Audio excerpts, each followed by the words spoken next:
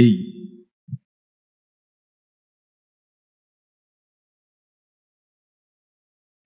Amém? Vocês estão felizes? Eu estou muito feliz. Se você não está feliz, esse é o momento de ficar, pois nós vamos falar da melhor coisa do mundo, da palavra de Deus. Amém?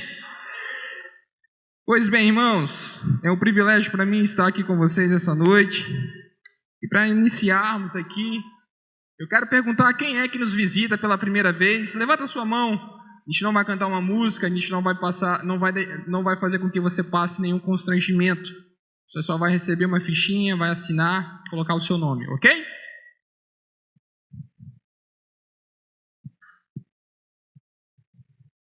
Amém? O tema hoje talvez pareça um pouco inusitado, o livrinho. Vocês vão entender quando nós começarmos a ler Apocalipse, capítulo de número 10. Dito isso, vamos lá. Abram comigo Apocalipse, capítulo de número 10. Nós vamos ler todo o capítulo.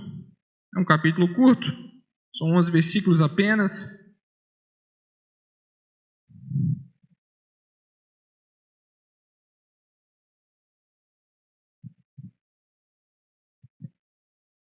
Amém?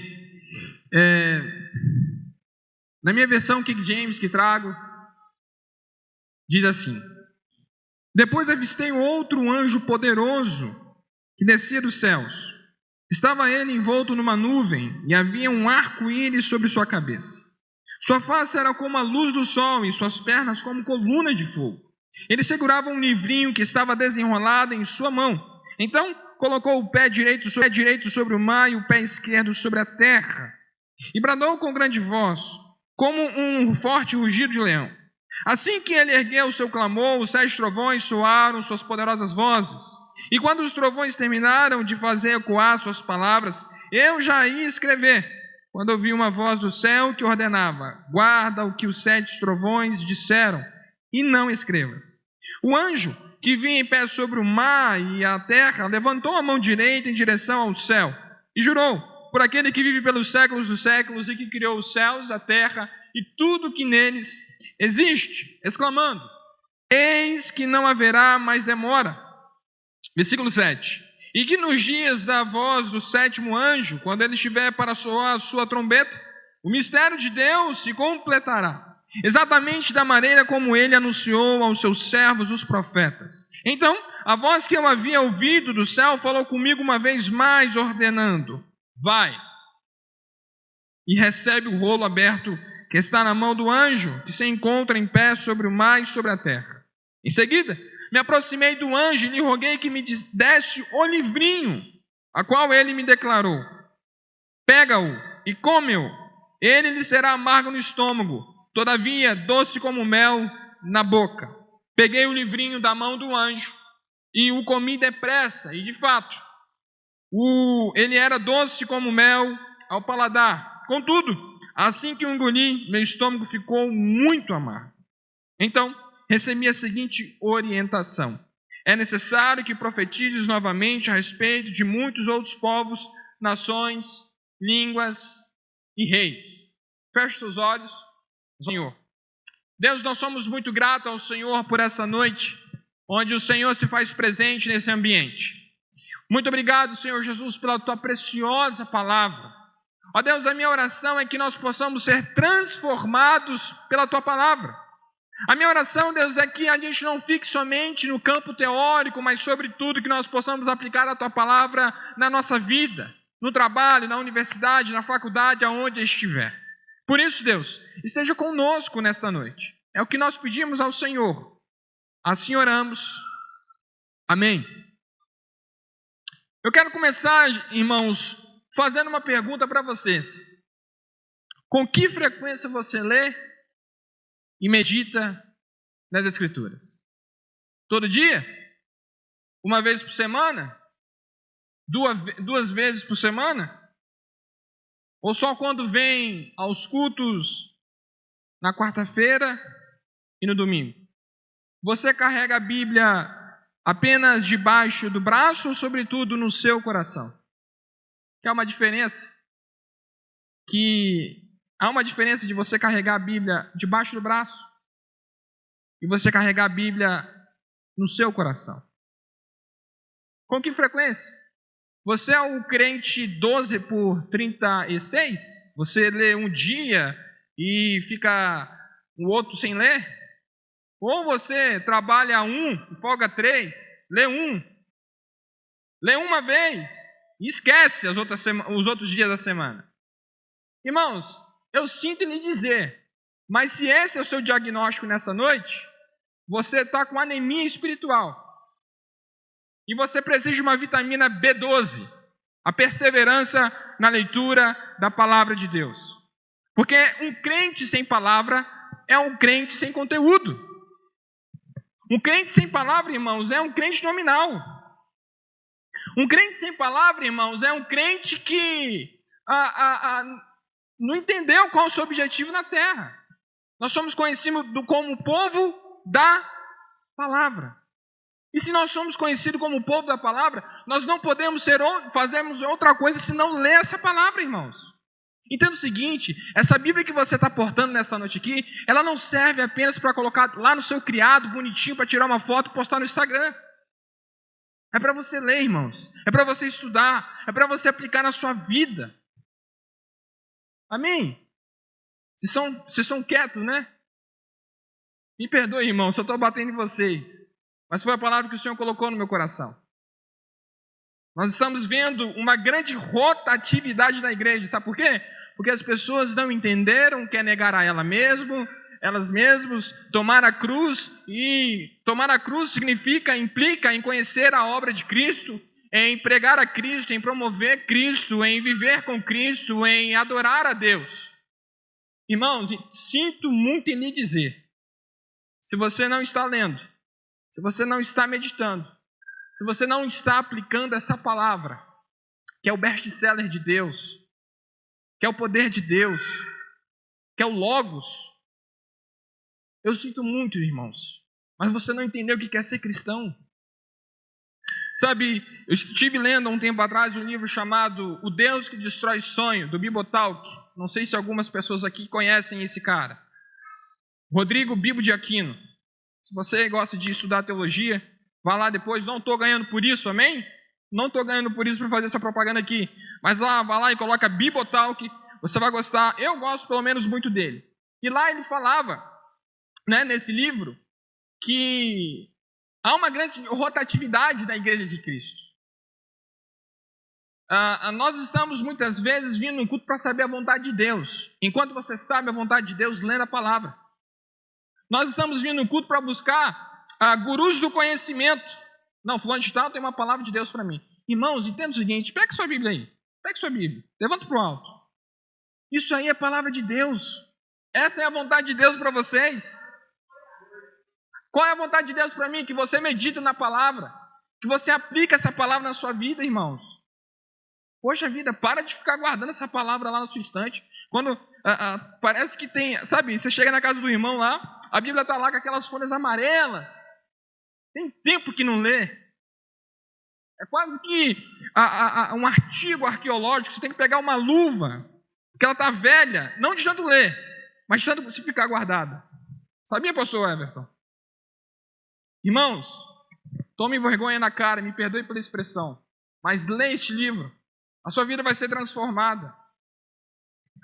Essa palavra ela tem o poder de tirar o homem, a mulher, da morte, do cativeiro, lançar para perto de Deus, lançar para perto, ela tem o poder de tirar do cativeiro e libertar essa pessoa. Como é que eu sei a vontade de Deus para mim? Lendo a palavra. Augusto Nicodemos tem uma frase que eu gosto muito, ele diz o seguinte: se você quer ouvir a voz de Deus, leia a Bíblia em voz alta. Amém? Irmãos, eu não quero somente o seu amém. Dizer amém dentro da igreja é muito fácil. Eu quero que você pratique esse livro. Eu não, né? Deus. Não quero ofender ninguém aqui, irmãos. Eu tenho 8 anos de convertido apenas. Sou um neófito. Me considero como uma pessoa nova convertida. Estou aprendendo ainda. E tem pelo menos, eu não falo isso daqui para me gabar, porque eu entendi qual é o meu objetivo. Eu sou apenas servo inútil. Você sabe o que é um servo inútil? Que só faz aquilo que manda. Sabia que Lucas fala sobre isso no capítulo 17? Sobre a servidão inútil? Se você não entendeu que você é um servo inútil, você não sei que Bíblia você está lendo, não. Você só faz o que te manda. Você não faz nada mais. Só faz o que te manda. Isso é servo inútil. E tem pelo menos, como eu disse para vocês, 8 anos que eu me converti. Tem pelo menos 5 anos que eu persevero na leitura da palavra dia e noite. Não falo isso daqui para me gabar. Muito pelo contrário. Muito pelo contrário. Falo isso daqui porque tem efeitos positivos na minha vida. Ansiedade. Eu não tenho problema com ansiedade, graças a Deus por isso. É claro que, por exemplo, existem momentos na minha vida, vou fazer uma viagem, você fica ansioso ali e tal, querendo que aquela viagem chegue, normal. Estou falando aqui de ansiedade patológica. Aquelas ansiedades que começam a gerar manchas no corpo, que começam a te dar dor de cabeça. Essa ansiedade, irmãos, eu não quero ser muito espiritual aqui, mas ela é combatida por meio da leitura da palavra. Eu entendo que a ansiedade ela é tratada com terapia, com medicação e oração. Mas a ansiedade também é tratada com leitura da palavra de Deus. Então leia esse livro. Não deixe ele guardado. Se você quiser fazer a teologia, faça a teologia. Bom, ao longo da história da igreja, a palavra de Deus tem transformado homens e mulheres. Levanta o homem da morte e o lança para perto de Deus. É por meio dela e da oração que aconteceram grandes avivamentos. Basta a gente olhar no retrovisor da história e olharmos então para a Reforma Protestante em 31 de outubro de 1517 com Martim Lutero. Esse homem ele vai pregar as 95 teses diante da igreja de Wittenberg. Ali estava deflagrado o que nós chamamos hoje de protestantismo, que é esse lugar que você está frequentando. Um avivamento por meio da palavra. Mas tem um outro avivamento também, que aconteceu em Rochester, nos Estados Unidos, com Charles Finney e Daniel Nash, em 1855. Daniel Nash, eu não sei se algumas pessoas já ouviram falar desse homem, era um homem de oração. Era um homem que estava na caravana de Charles Finney. Talvez você conheça Charles Finney. Charles Finney é um homem que disse que a nossa maior necessidade é de poder do alto. E esse homem, Daniel Nash, disse, ele orava com Charles Finney. E aconteceu ali um avivamento nesse lugar chamado Rochester, nos Estados Unidos, por meio da palavra e por meio da oração. Avivamento genuíno não é, irmão, chilique. Não é você fazendo, me perdoe a expressão, fazendo macaquice dentro da igreja. Isso não é avivamento. Avivamento não diz respeito a barulho, mas avivamento tem barulho. Amém? Não é barulho, mas tem barulho. Avivamento tem mover. É cego voltando a enxergar, é coxo voltando a andar, é o surdo voltando a ouvir. Isso é avivamento. E ele começa por meio da palavra. John Wesley tinha uma frase que até então, quando eu li essa frase, eu não concordava muito com ele. Mas depois eu entendi. Ele dizia o seguinte: eu ponho fogo em mim e as pessoas vêm me ver queimar. Parece um pouco orgulhoso, mas não. John Wesley colocava fogo nele por meio da palavra. As pessoas vinham ver ele queimar, mas acabavam sendo queimadas. O seu corpo pega fogo pela palavra de Deus? Será que você pratica essa palavra? Será que você realmente ama a palavra de Deus? Ou você diz aqui, levanta sua mão no culto de quarta-feira, de domingo, eu amo a palavra de Deus, mas você despreza a palavra de Deus? Estamos vivendo uma crise cristã, evangélica. Tem faltado homens e mulheres de caráter. Você sabe qual é o homem de caráter? Sabe qual é a mulher de caráter? É aquela que medita dia e noite na palavra de Deus. O salmista segue avante dizendo no Salmo 1, verso 3: ele será como a árvore plantada ao redor de um rio, de um ribeiro. Ele será feliz e próspero. A A palavra diz que tudo que ele faz prosperará. Mas aí a gente pega esse texto fora de contexto, a gente esquece o verso 2 que fala, medita, esse homem bem-aventurado que medita dia e noite na palavra de Deus, só tira o verso 3, prosperidade. A gente não passa pela palavra. Você quer ser próspero? Leia a palavra. E quando eu falo de prosperidade aqui, mas eu não estou falando de ter um carrão. Não estou falando de você ter um jato, um apartamento em frente à praia, na Praia da Costa. Se você tiver, glória a Deus, me chama para tomar um café lá. Amém? Tenha a casa aberta para receber. Só Quero abrir uma... Esqueci a palavra.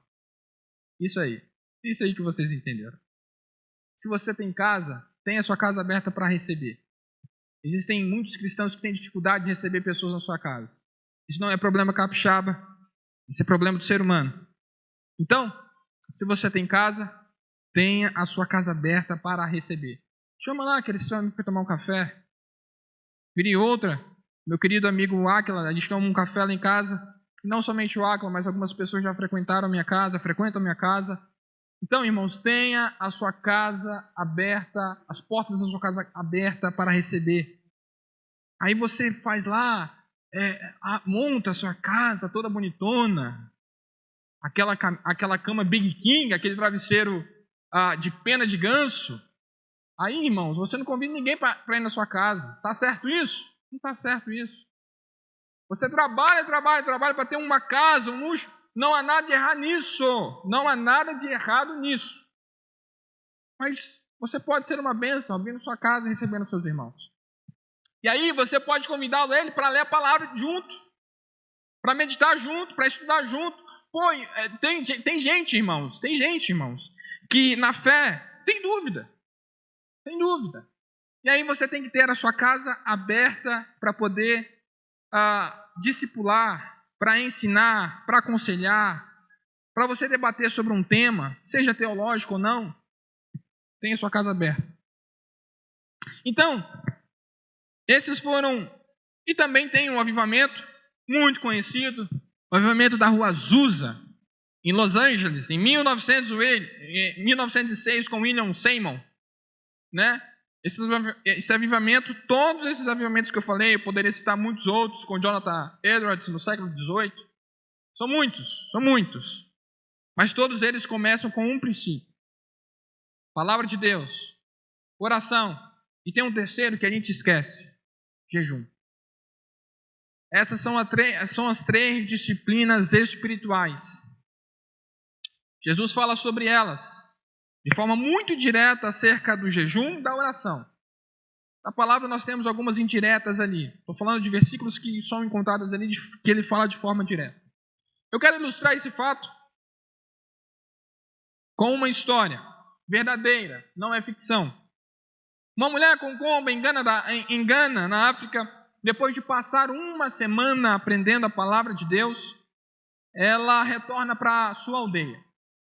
Depois de 3 dias de caminhada, ela se esqueceu daquela porção, daquele versículo que ela aprendeu naquela uma semana.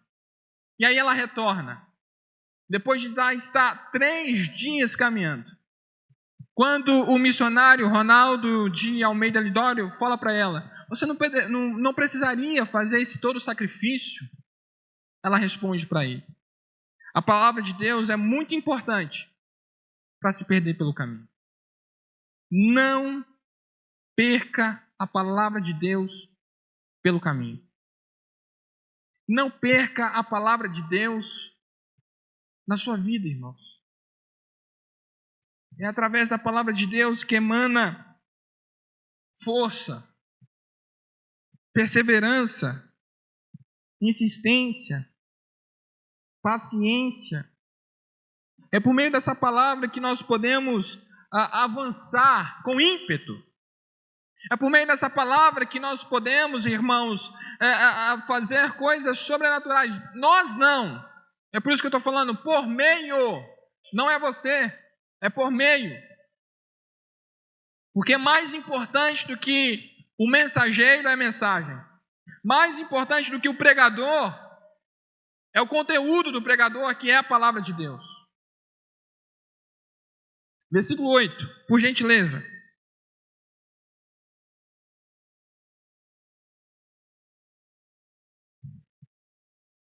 Então, a voz que eu havia ouvido do céu falou comigo uma vez mais, ordenando: vá e receba o rolo aberto que está na mão do anjo e se encontra em pé sobre o mar e sobre a terra.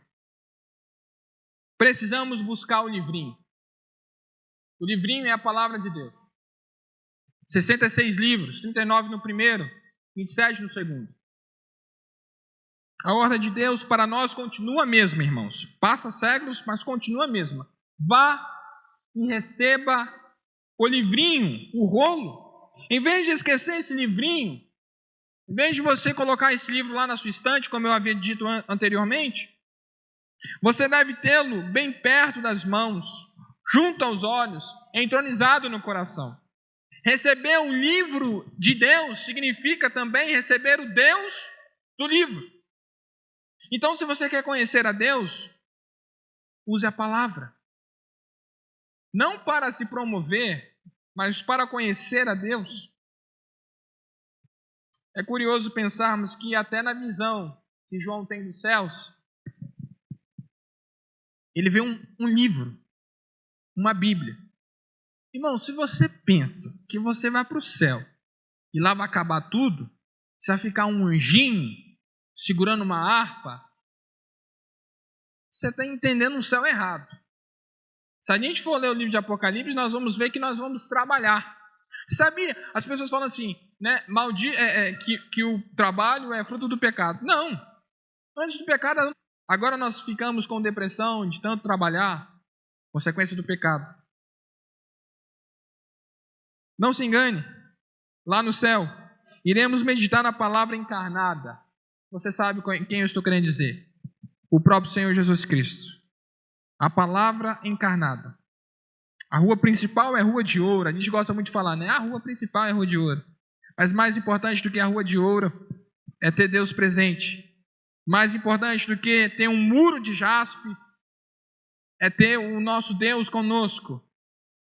Vai nos encantar a beleza da Jerusalém Celestial? Vai. Com certeza vai. Mas muito mais do que a beleza da cidade é o Cristo da cidade. Muito mais do que você pisar em ruas de ouro, aquilo que você tanto trabalha hoje para poder conquistar, um anel, uma aliança, uma pulseira, você vai pisar lá, irmãos. Lá no céu você vai pisar em tudo isso. Há homens que se matam para conquistar diamantes, para conquistar ouro, para conquistar prata, para conquistar bronze, não importa. Irmãos, lá você vai pisar nisso tudo. Mais importante do que a rua de ouro é o Deus da cidade. Mais importante do que a cidade de muros altos, uma cidade que tem mais de 2.000 quilômetros, como diz em Apocalipse, capítulo de número 21. Mais importante do que tudo isso é ter Deus conosco. Hoje, é Deus que está conosco. Mas tão breve, é nós que estaremos com Deus. Amém? Vocês estão felizes? Nós devemos trazer esses pensamentos, irmãos.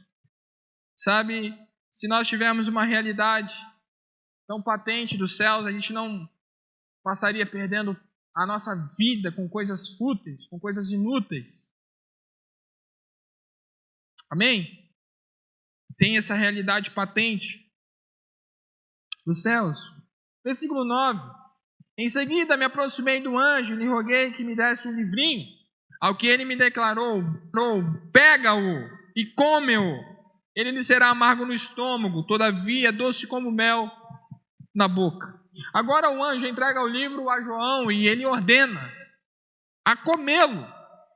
Não era suficiente para João apenas ver o livro. Ele precisava ler o livro. Ele não poderia deslumbrar o livro. Nossa, que livro bonito. Dá para colocar naquela estante lá em casa. Vai ficar legal, vai ficar bacana. Ele deveria arrojar esse livro no seu coração. Ele deveria meditar nesse livro. Ele deveria aplicar este livro. Ele deveria promover este livro. Amém? Então não basta você apenas olhar para este livro. Você tem que comer este livro. A ordem de Deus para nós hoje continua a mesma. Come o livro. A ordem de Deus para nós hoje é: medita no livro. Promova o livro. Quem não come o livro não pode pregar o livro. Não se engane. Temos assistido muitos líderes religiosos, pastores, pregando sem comer o livro. São homens que trazem mensagem de si para si. Ao invés do pão nutritivo dos céus, eles estão dando aos seus rebanhos um veneno mortal. Eles estão dando, ao invés de trigo, estão dando joio. Ao invés de oferecerem palavras aveludadas, ao invés de dar confronto, eles trazem palavras aveludadas de conforto. Seus rebanhos não passam de bodes. Quem não come a palavra, guarda essa frase com você, sai daqui meditando nela. Quem não come a palavra não pode pregar o livro. Quem não come o livro não pode pregar o livro. Irmãos, a sua vida é cheia de quê? De pecado ou de santidade? Não existe ninguém santo aqui. Estamos nos santificando, é um processo. Ok? A santificação é uma obra inacabada, ou seja, ela vai continuar até que o Senhor volte. Então seremos glorificados. E nós nos santificamos, ou seja, somos santificados lendo a palavra. A ordem de Apocalipse, capítulo de número 22, versículo 11 é: aquele que é injusto, continue injusto. Aquele que é imundo, continue impuro. Mas aquele que é justo, continue se justificando. Continue a buscar a justificação. E aquele que é santo, continue buscando a santificação. Apocalipse 22, versículo 11. Mas também quem não come o livro, ímpios, se deixa influenciar pela conduta dos pecadores e se assenta na reunião dos zombadores.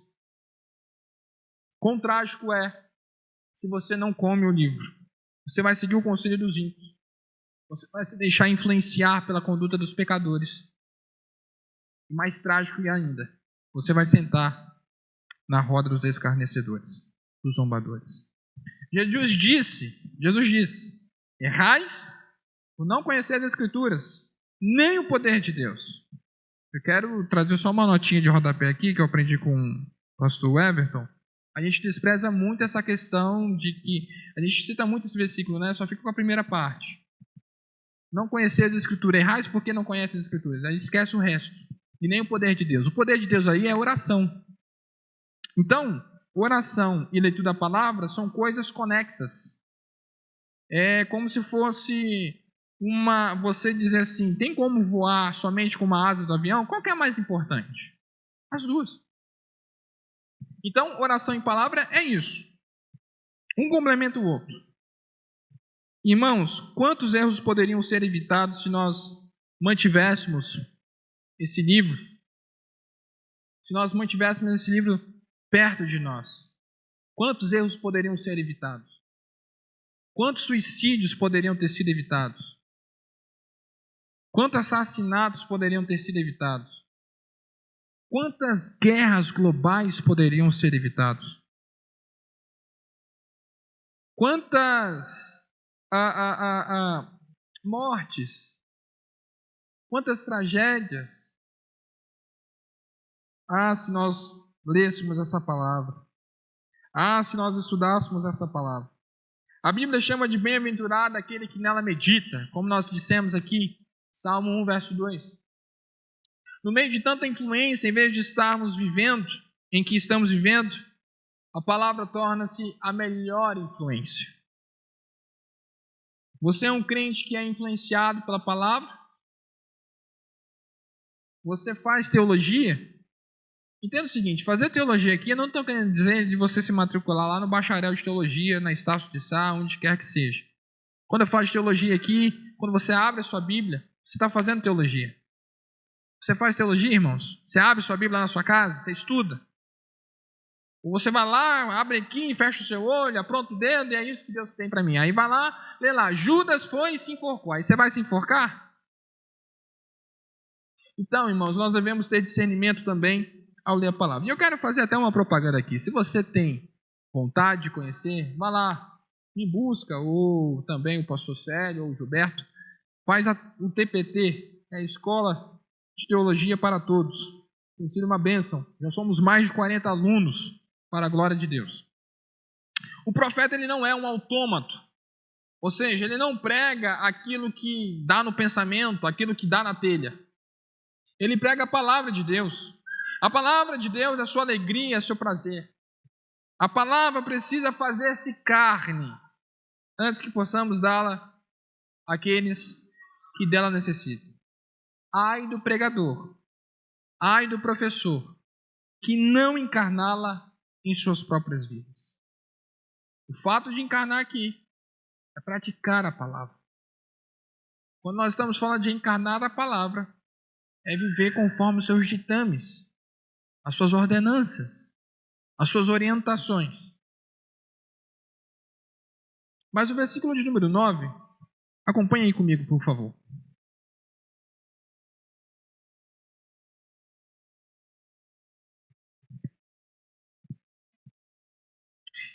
Pegou e comeu, ele será amargo no estômago, todavia doce como o mel. Não existe nada mais doce no mundo que o Evangelho de Cristo. Não existe nada mais doce. Algodão doce, o que você pensar aí, o Evangelho é mais doce. Este Evangelho é mais doce do que o mel. Enquanto o mel, a palavra de Deus é bom para o coração. E aqui esses ensinamentos que eu vou começar a falar agora, são coisas que realmente o mel espécie, aquele mel que você compra lá, quais são os benefícios dele? E aí eu coloquei isso no âmbito espiritual. Então, enquanto mel, a palavra de Deus é bom para o coração. Não poucas vezes ficamos com o coração ruim. Às vezes nós ficamos azedo na caminhada cristã, acelerado pela ansiedade ou mesmo pela frieza espiritual. Nesses momentos nós precisamos de quê? Da palavra. Então, por isso que a palavra de Deus ela é boa para o coração. Ela aquece o coração e desacelera-o, orientando-nos a depositar absoluta fé no Altíssimo. Mas, em segundo lugar, ela também é boa. A palavra de Deus é bom para aumentar as defesas do corpo. Quanto mais guardamos a palavra, mais guardados nós somos do mal. Quando meditamos na palavra, as defesas do nosso corpo aumentam. Mais difícil fica a gente cair numa heresia, naquele coach que você gosta lá, naquele milionário que você gosta lá, prometendo coisas fáceis, usando a palavra de Deus para seu bel prazer. Mas em terceiro e último lugar, ela é bom para a memória e a ansiedade. Quando vamos decidir, o que a gente traz na mente? Um versículo bíblico? Ou um guru do conhecimento? Ou um coach? Ou o que fulano falou? O que cicrano falou? O que beltrano falou? O que você traz quando você vai tomar uma decisão? É a palavra de Deus ou não? Porque se não é a palavra de Deus, tem alguma coisa de errado. Então, devemos guardar a palavra de Deus no melhor lugar, no coração. Eu gosto muito do Salmo 119, versículo de número 11, que diz o seguinte: escondi a tua palavra no meu coração para não pecar contra Deus. Uma pregação aqui, se você quer pregar algum dia, nós temos só nesse versículo aqui 3 coisas. Se você está anotando, anote aí. Nós devemos guardar a melhor coisa, a palavra, no melhor lugar, no coração, para atingir o melhor fim, que é não pecar contra Deus. Então, o melhor lugar a guardar a palavra de Deus é no coração, irmãos. Para quê? Para não pecar contra Deus. Para não pecar contra Deus. Então, por isso que nós estamos assistindo vários crentes, cristãos, que estão continuamente pecando. Por quê? Porque não está meditando na palavra. Isso é um problema. Então, como eu disse para vocês, devemos guardar a palavra no coração. Assim evitaremos andar ansiosos com o dia de amanhã. A ansiedade, e aqui eu quero ser muito, talvez confrontador com o pensamento atual, a ansiedade como patologia é pecado. Homens sérios dentro da teologia tratam a ansiedade como pecado, patológica. Aquela ansiedade que você fica aí e não consegue dormir, isso é pecado, irmão. Sabe por quê? Você está pensando no dia de amanhã. O que Jesus fala lá no Sermão do Monte? O que ele fala lá? Não andeis ansiosos com o dia de amanhã, irmãos. Então, se você está andando contra isso, está destoando desse ensinamento de Jesus, você está fazendo o quê? Você está santificando? Pecando? Não, você está pecando. Então, por isso que a ansiedade, do ponto de vista aqui, como patologia, é pecado. Mas ela é tratada também, por outro lado. Os reformadores dizem isso. Eu também concordo com eles.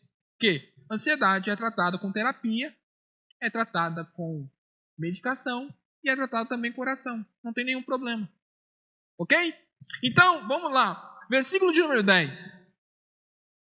Por que o livrinho é doce ao paladar e amargo no estômago? Versículo de número 10. Acompanhem comigo. Peguei o livrinho da mão do anjo e o comi depressa. E de fato ele era doce como mel ao paladar. Contudo, assim que o engoli, meu estômago ficou muito amargo. O que significa isso? Que meu estômago ficou muito amargo? Logo que alguém se converte, vem os problemas, não vem?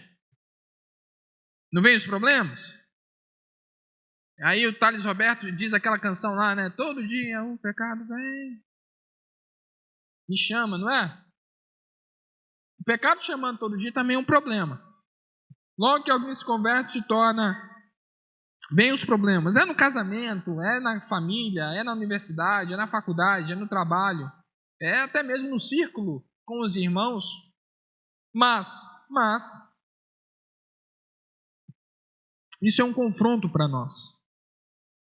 A palavra aqui, ser amarga, não significa que você não deve comê-la. Não significa que você não deve guardá-la em seu coração. A palavra de Deus é doce ao paladar, mas amarga no estômago, porque ela nos confronta. Você não pode ser Gabriela, cravo e canela. Eu nasci assim, eu vou viver assim e vou morrer assim. Você não pode ser assim, irmãos. Gabriela e cravo na canela só na novela. Aqui não, na realidade não, é outro. Se você entrou da forma que entrou aqui dentro da igreja hoje, talvez, você tem que ser diferente. Amém?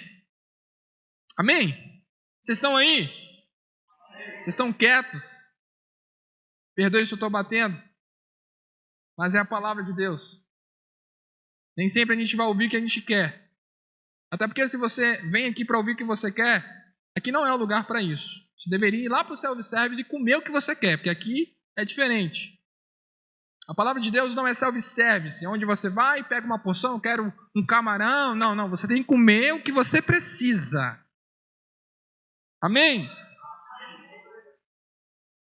Então, irmãos, a conversão ela desemboca em perseguição. 2 Timóteo, capítulo 3, versículo 12. Ela desemboca em perseguição. De fato, todas as pessoas que almejam viver piedosamente em Cristo Jesus serão perseguidas. Notem comigo que o versículo está falando sobre piedosamente. Se você vive em transgressão, você não vai sofrer perseguição. Mas se você decidiu viver piedosamente com Cristo, amando a Deus, amando a Cristo, você vai sofrer perseguição. Mas em último lugar, versículo 11. Então, recebi a seguinte orientação. É necessário que profetizes novamente a respeito de muitos outros povos, nações, línguas e reis. O livrinho, na verdade, é uma reafirmação do chamado, do ministério de João. Após digerir o conteúdo do livrinho, ele precisará profetizar. É impossível comer o livro e ficar calado. É impossível guardar essas boas novas somente para nós. depois de comer o livrinho, necessário se faz promovê-lo, proclamá-lo. É interessante notar que João só recebe essa ordem de ir e pregar depois que ele come o livro. E é por isso que nós não podemos fazer a obra, pregar o evangelho, sem que nós não passamos a entender o evangelho. Você vai proclamá-lo com mais eficiência, com mais eficácia, se você entendê-lo. Irmãos, essa é a ordem de Deus para nós hoje. Essa é a ordem de Deus para nós hoje. Vai, pega o livro, come o livro, digere o livro, proclama o livro, ama o livro, sonhe com o livro, aplique o livro na sua vida, irmãos. Na faculdade, no trabalho, na roda dos amigos, no aconselhamento. Eu tenho certeza para você que você, desse jeito aqui, não quero tirar o texto fora de contexto, você não vai ser cauda, você vai ser cabeça. Uma cabeça para uma geração que anda em densas trevas. O livro é interessante porque o livro de Atos ele continua. Nós somos no capítulo 29. A história da igreja continua. E louvado seja Deus. Louvado seja o Senhor. O Ministério de Louvor, se quiser subir, pode subir. Nós somos o capítulo de número 29, irmãos. E a ordem de Deus para nós hoje é: nós devemos pregar este livrinho para as demais nações, para os demais povos. Sabe, dói saber que na Coreia do Norte não se pode entrar neste livro. Não pode entrar neste livro. Na Coreia do Sul até que pode, mas na Coreia do Norte, nada, zero. Zero Bíblia. É claro que eu tenho talvez um pouco de convicção disso, que eu vou falar agora, que talvez tenham crentes ali que tenham a palavra de Deus guardada de alguma forma nas suas casas. Mas hoje nós temos tanta liberdade de ler, de estudar o livro, a gente não faz isso. Pensa, irmãos. Lê-se, mas eu estou cansado, trabalhei o dia todo. Faz de manhã então, antes de sair de casa. Estou com sono. A Bíblia se tornou sonífera, né? Você lê, começa a dormir. Tem algum problema errado, tem algum problema nisso aí. Alguma coisa não está certa. Amém? Vamos adorar o Senhor. Fiquem de pé, por gentileza.